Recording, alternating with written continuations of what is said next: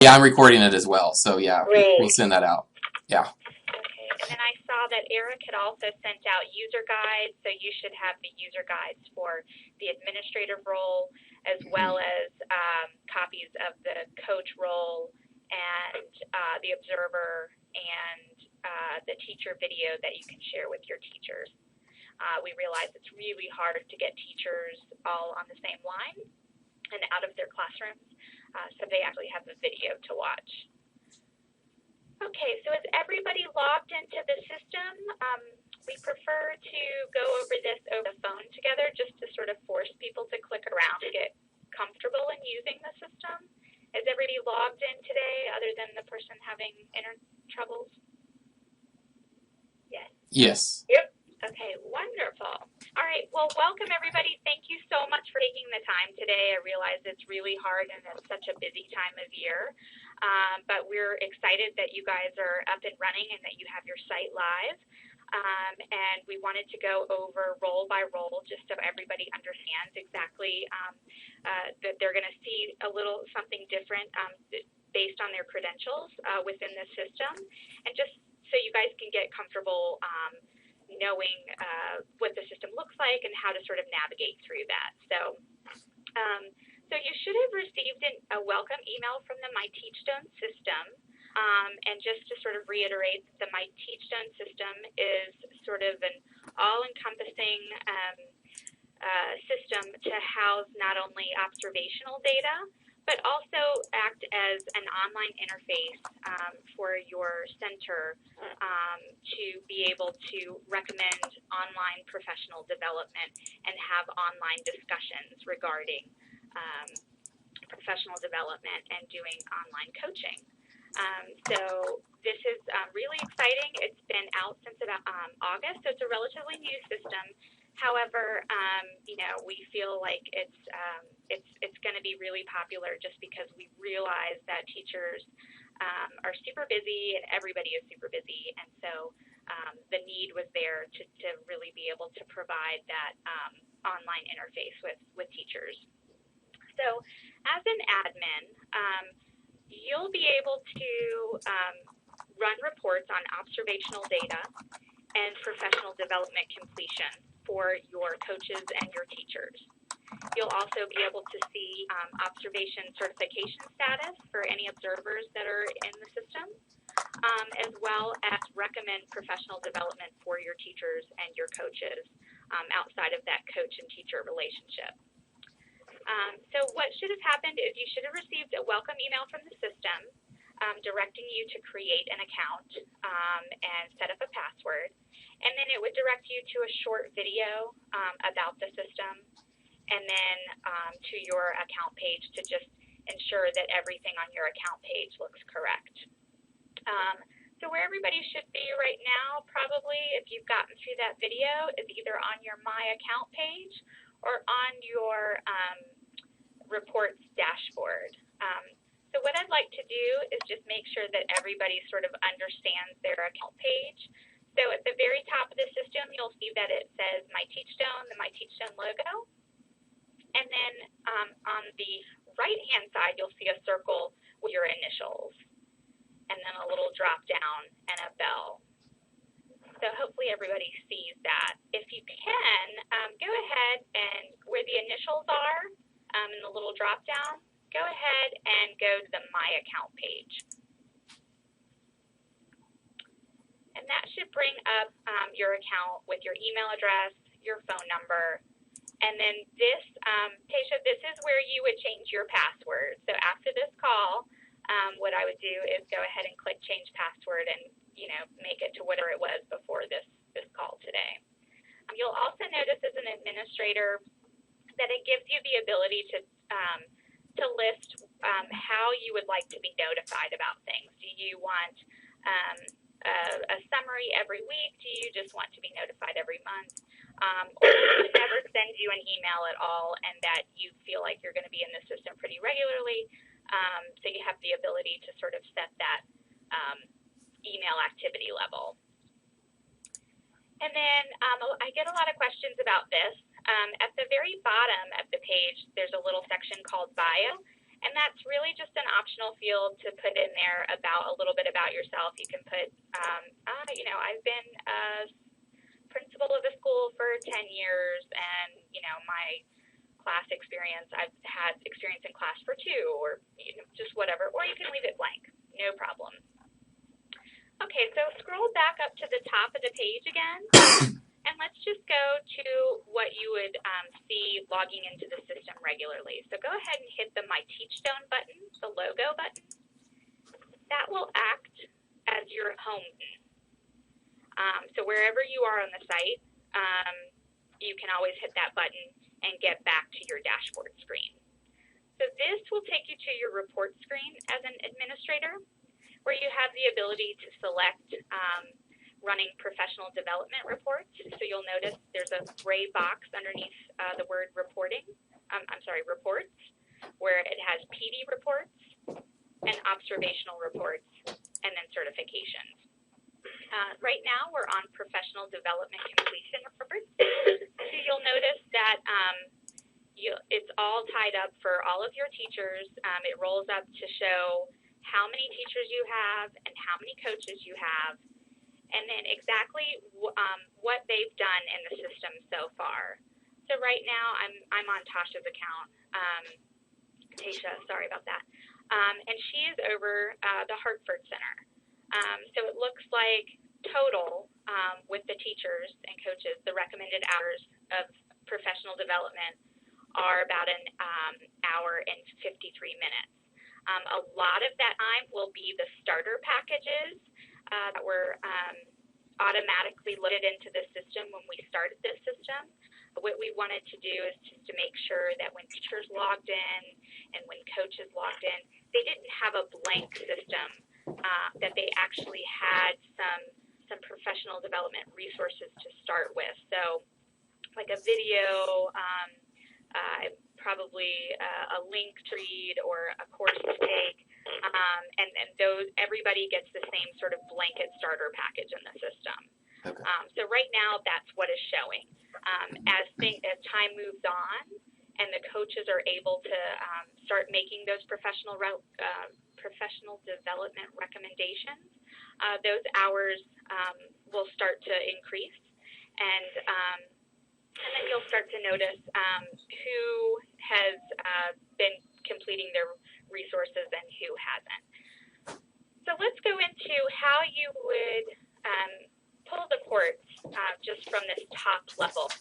So you'll notice at the top of the page it says professional development completion, and then an export button, like a little drop down.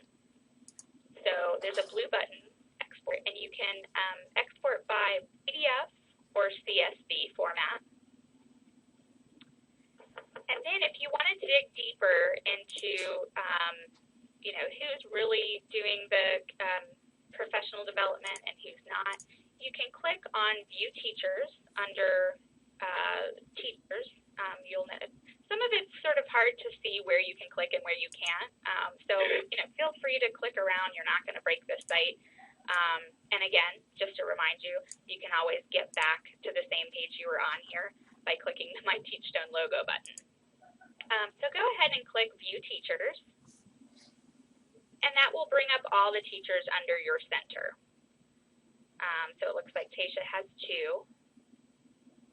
And it also shows not only the teacher, but also the center that they're located at, and then the coach that they have.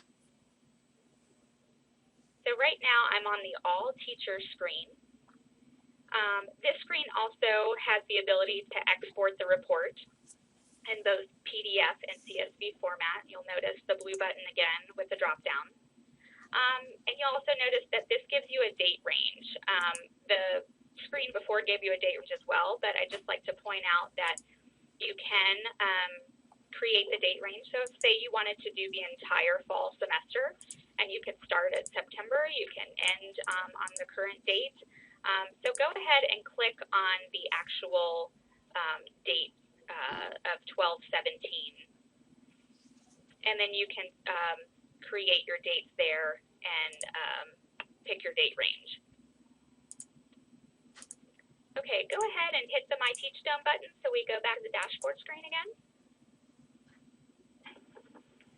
Okay, and then under the teacher slot, you'll also notice that you can view your coaches. Go ahead and click View Coaches. And then that should bring up your coach and how many recommended professional development hours they have and what they've completed.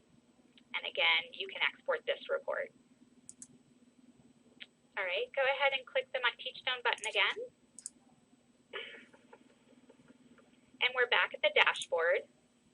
And at the very bottom, you'll notice that you can also do the report at the center level. So Tasha is the administrator over Hartford. So right now, I could click Hartford and drill down that way to look at the center itself. Go ahead and click the center, the blue writing on the center that you're the admin for. And this is just another way of getting to the teachers and the coaches screen. It's pretty much what we have seen for, but so there's multiple ways of running the report and multiple views that can sort of take you to the same place. Okay, go ahead and click the myTeachStone button so you're on the overall report screen.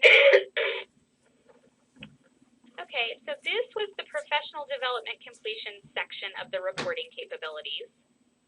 And then in the left-hand gray box underneath PD reports, we'll go to observational reports.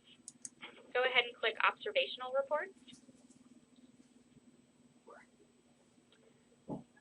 Observational reports will show up here if you've had any scheduled observations or completed observations. Right now, your system is blank. It doesn't have any observations in it. It's kind of hard to look at.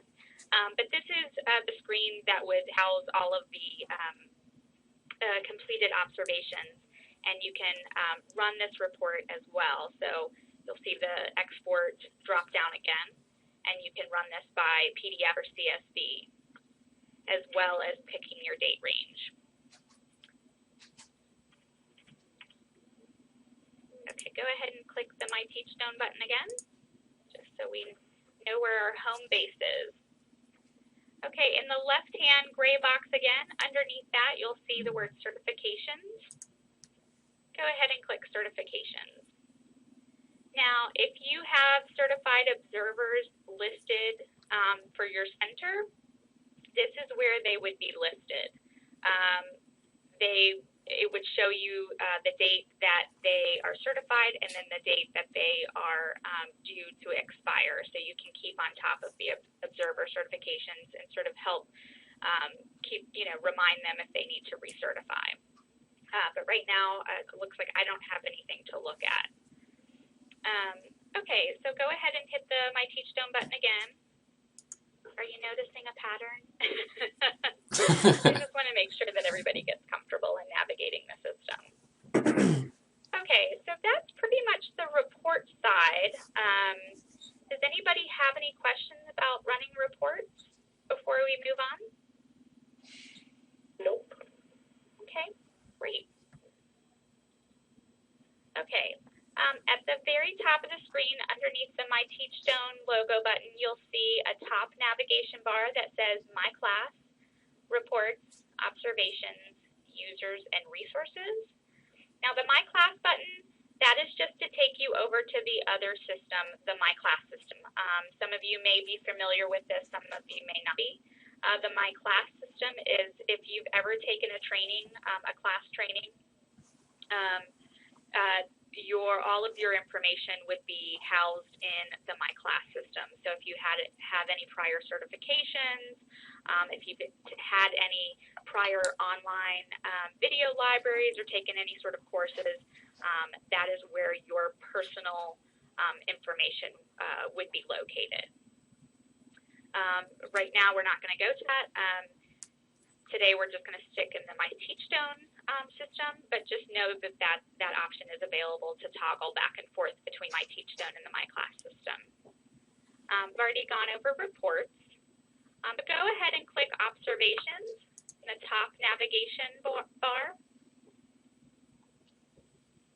Now, this will show all of the observations that have been scheduled at your site. So that would be labeled in progress. I'm sorry, in progress ones are ones that have actually been started but not yet submitted. And then if you have any upcoming ones that are scheduled, and then any completed ones. So as time goes on and if you happen to put in observational data into the system, this is where this would show up. You as an administrator also have the ability to schedule observations for your observers and your teachers. So if you want to schedule one, say, for January, you could go ahead and do that. So let's go ahead and click the dark blue button that says schedule. Is everybody with me? Just want to make sure. Yes. Yes. Okay. Okay, and that should bring up a pop-up box to schedule the observation. And this is where you can modify the start and the end date of the observation and select the center, as well as the teacher and any additional teachers in the classroom, the age level, and then the classroom name, and then the observer that you wish to have conducting the observation. Now, just note that you will need certified observers in the system in order to do that. Right now, it doesn't look like you guys have any. So, Eric, you can always let me know if you want us to add additional observers into the system. Okay, great. Okay, go ahead and click the X, the black X at the very top. We'll go back to the observation screen. You can also upload any previous observation data that you may have. This is something that we may need to discuss in more detail. We have a bulk upload process that we can help you with. So if you have past observation data, we actually have a bulk upload CSV format that we can provide to you to help you out, because uploading past observation data can be a little bit tricky. So Yeah. If you have that, feel free to let me know. We'll help you. And Amy, yeah, if you can, work on that or send that to me, I can send that to Lynn Schrefferman, our evaluator, and we can upload last semester's class data. Yeah, that'd be great. Okay, great, perfect. Also, the green button at the top of the screen that says Create Observation. You as an administrator have the ability to do informal observation. So these scores would not be uploaded into the system, but the observation notes would be counted. So that's an option for you if you guys happen to conduct informals. Okay, so that's pretty much it for observations. At the very top of the screen in the navigation, go to Users. And this is just everybody that's located within your center, I believe. So you as an administrator would see everybody within your center. So any admins that are over this center, any coaches, and then the teachers. And then as an administrator, you also have the ability to add a new user. So go ahead and click the light blue box, Add New User, on the left-hand side of the screen. This is where you would just fill out their name, their first name, last name, and email address. The email address is important. Everybody needs their own email address in the system because that is their unique identifier for their login. And then you would check what sort of role they play, whether they're a teacher, observer, coach, administrator. You can add new users as you need. We realize that with centers, sometimes you have a lot of turnover, and sometimes you may need to delete a teacher and add a new one. And you as an administrator have that ability to sort of keep on top of that. Okay, also as well as adding new users, you can modify existing users. So let's go ahead and click on, if you have a coach listed in one of your users, click on, say, a coach. Right now, I've clicked on, is her name B? Okay. So if you click on one of your users, on the left-hand side, it'll have a light blue button saying User Settings. Go ahead and click on User Settings, and that will bring up a pop-up. This is where you can modify, say we've misspelled their name, you can fix that here, or if their email address has been updated, you can fix that as well. If you need to create a password or resend their email, you can do that.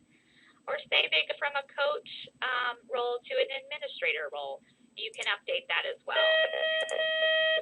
Attention preschool classes, if you would please bring Sorry. Sorry. Okay. It's important to get those announcements out there. I know. Okay. So I have clicked into a coach, and one of the things about coaches is that sometimes their teachers change. Like, say you have turnover, and your coach is now coaching a new teacher. This is where you have the ability to pick the new teacher within your center. So you'll see that it says coach details and coach hierarchy, and the coach is listed over the Harvard Center.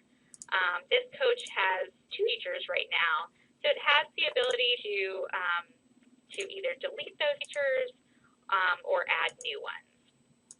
What if this is not the coach at all? I don't know why this name is in here. She's our school social worker. Tina? Yeah. Oh, okay. Well, Can I change that to me because I'm the admin and the coach? Sure. Yes, definitely. You So can definitely deactivate account? update your. Yeah, we would deactivate this account. So, we can talk offline about that, and I can help you through that. I'm happy to do that. So you make sure that you get your center set up correctly. Thanks. Okay, so this is where you would have the ability to modify the user settings. And then also, you from being on their individual screen, you can look at all of their teachers too. So let's go back up to the users section again. And I just want to point out that, if you're having a hard time finding people in your list, sometimes things run together. There's a search bar. You can type in people's names or their email address if you want to try to find somebody. If someone's missing, then you can always, add them over on the left-hand side. Okay, any questions about that? Nope. Okay, great. All right, so when we're in the user section, you can also create teacher groups. The left-hand side in the light gray box, you'll notice that it says teacher groups. Go ahead and click that. This gives you the ability to create groups to be able to communicate as a group online, so having like a group message thread. So if you want to do this as an administrator, you can, but coaches also have the ability to do this. So it just depends on how you guys are set up and how you want to communicate.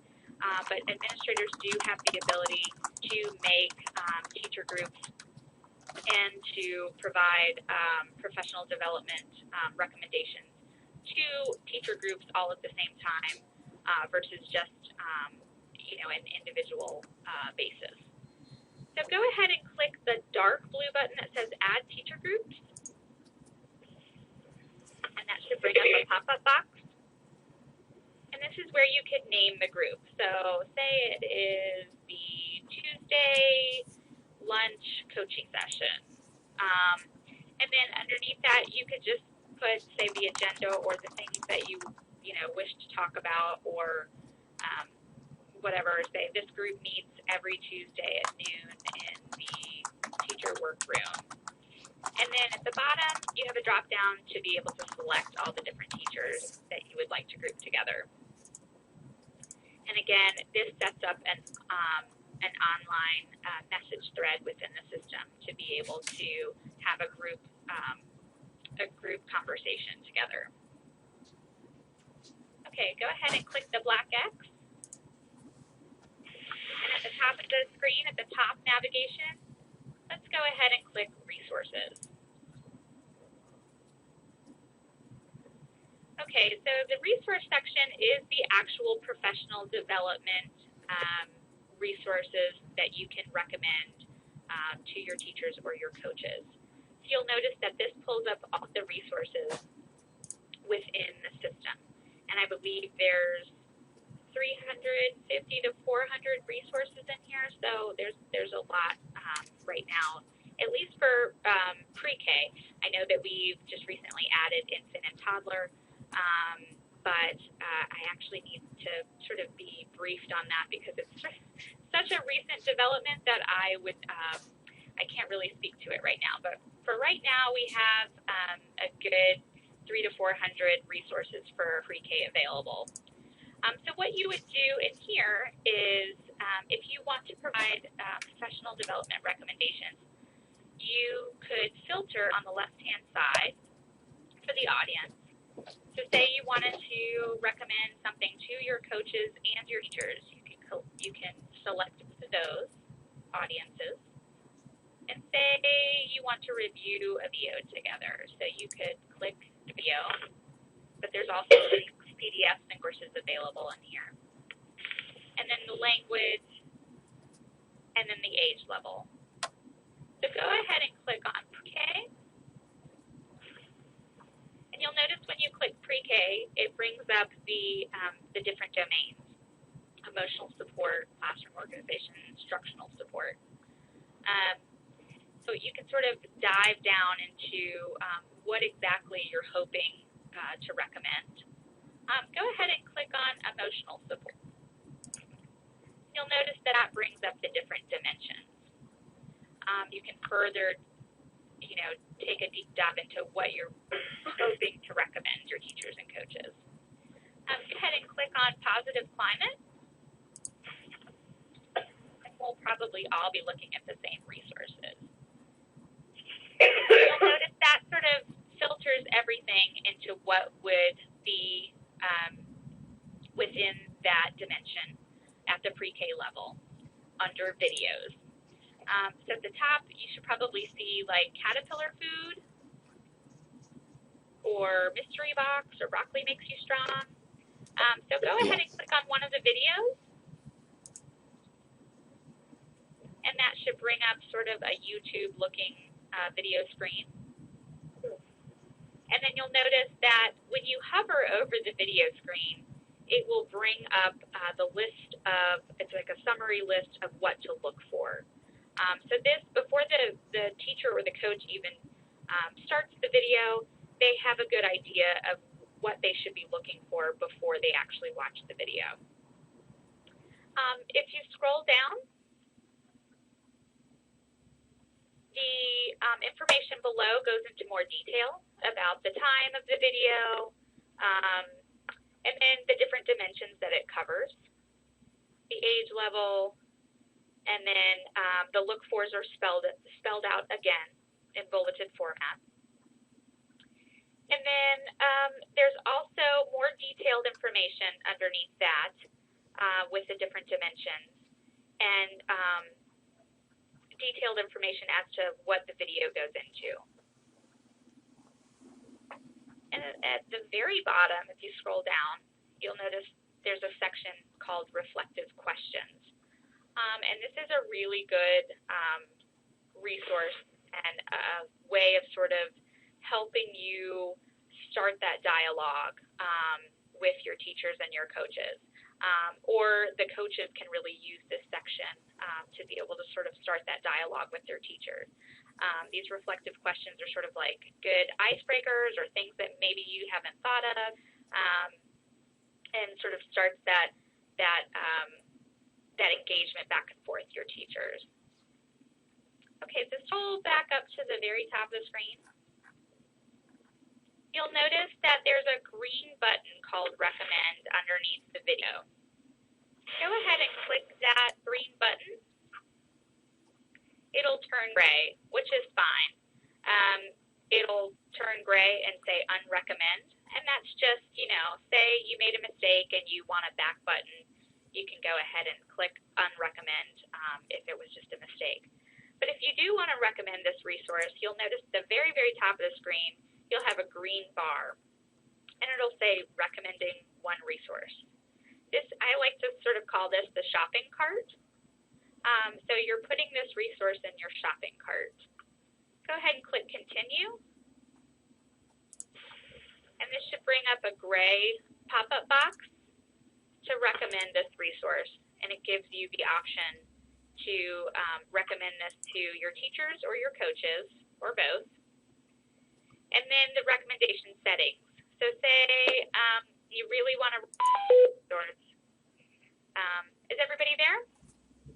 Yeah. Yeah. Okay, so make sure I heard a noise.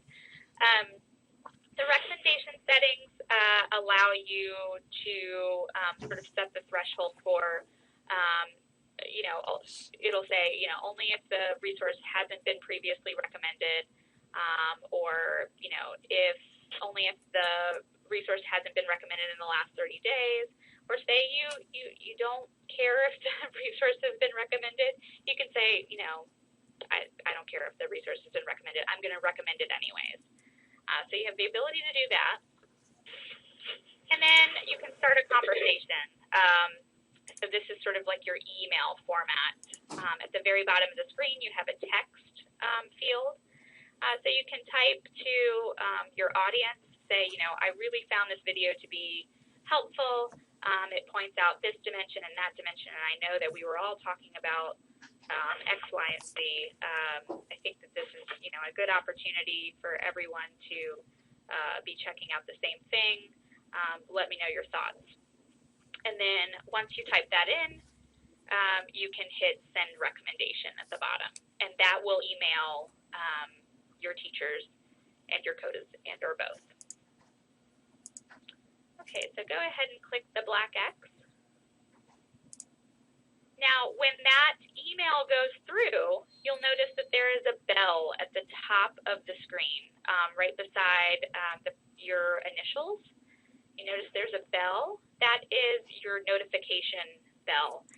So that lets you know when you have a message in the system. So what will happen is you'll hit the, send recommendation, you'll send your note, and then your teachers and your coaches will get an email saying, Caterpillar food or whatever video you just recommended was recommended to you with your note attached to it. And then vice versa. If anybody sends you a notification, this is where this will show up. And then you as an administrator, you'll also receive notifications again on expiring observation certifications, anytime an observation is scheduled, or just anytime anyone sends you a message within the system. Okay, so I believe we've sort of covered all the nuts and bolts of the system. Does anyone have any questions? I have one. I just was kind of clicking on some other things under resources. And if I do a PDF, or even if I did the one that says course, and maybe it's my computer, it's saying like unable to download, or the server unexpectedly closed the connection. So maybe it's my end. But I think I've done it before. Same thing. Okay. Yeah, I'm clicking on PDF and course, and things are pulling up appropriately. Okay, so I'm not sure about that. Okay. I would recommend to make sure that you, we recommend that people are using Chrome or Firefox as a browser. Our system works best with that, although it does work with Internet Explorer or Safari, but sometimes there are glitches, sort of unexplained things like that that could be the issue. So we do recommend that you download Chrome as a browser if you have the ability to do so. so that can be the issue. Thank you. Yeah, no problem. Any other questions? Tell us what a PDF and what a course is. So a PDF would just be like an article, and then a course would actually be like a timed course or like a class online. Okay, and then And I will. Okay. I'm sorry. Go ahead. Then you'll be able to see that in the reports as well. Yes. One thing I do want to note is that when you see in the reporting the professional development completion timed, or like, how we saw that there was like an hour's worth of professional development completion, I will say that only timed professional development stuff will show up. So videos and courses, anything associated with time will show up.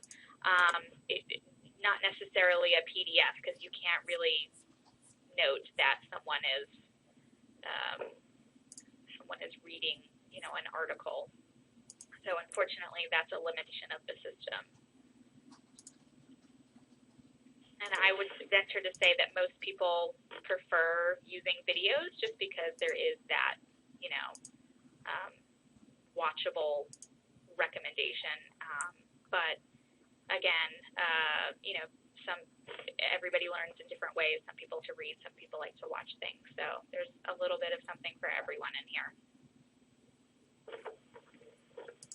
Okay, any other questions?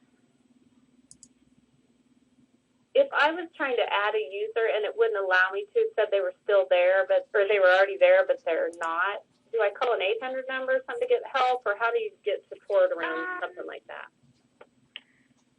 Yes, we have run across that. So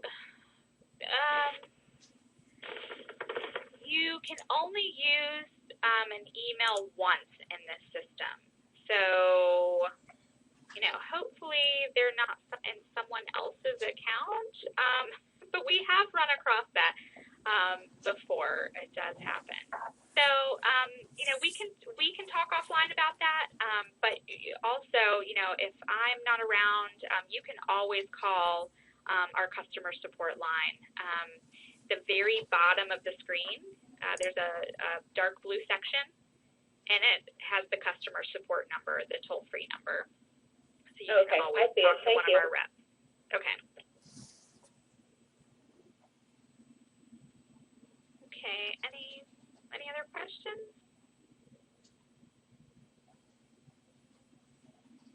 Okay. Well, thank you so much for your time today. I really appreciate it. And please don't hesitate to reach out to me. Erin has my email address. And then, customer support, we have large customer support team, and they help people every day with no question is a stupid question. So if you need any help whatsoever, don't hesitate to call. Great. Thank you. All right. Yeah, thank you, Amy. Thanks, everybody. Thank you. All right, enjoy the holidays. Thanks. Okay. Right. Bye-bye. Bye.